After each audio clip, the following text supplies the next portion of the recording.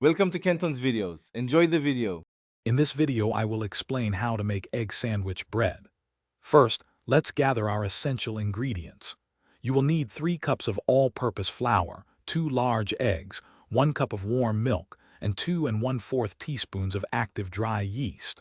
Also include 2 tablespoons of sugar, 1 teaspoon of salt, and 4 tablespoons of unsalted butter. Ensuring your eggs are at room temperature helps achieve a smoother dough texture. Now let's get our hands into the dough.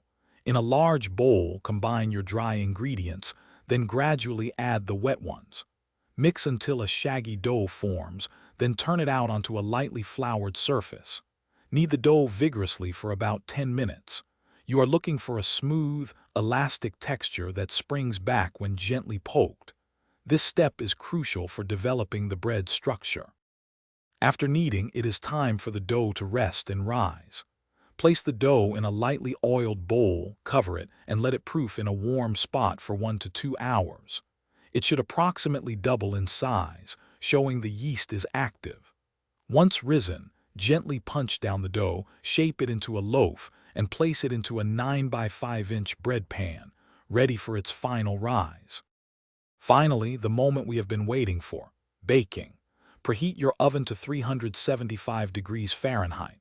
Bake the loaf for about 30 minutes, or until the crust is a beautiful golden brown. An instant-read thermometer should register 200 degrees Fahrenheit internally. Once baked, immediately remove the bread from the pan and cool it completely on a wire rack. This ensures a perfect texture for your delicious egg sandwiches. Thanks for watching. Consider subscribing if we helped you.